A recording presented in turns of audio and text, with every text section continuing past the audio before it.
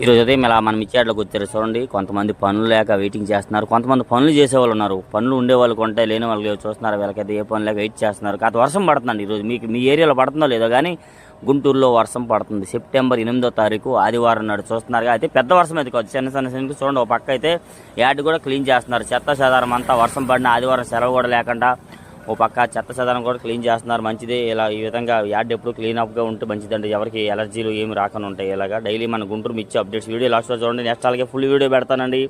Full వీడియోలో చాలా రకాల క్వాలిటీలు అన్నీ పెట్టా.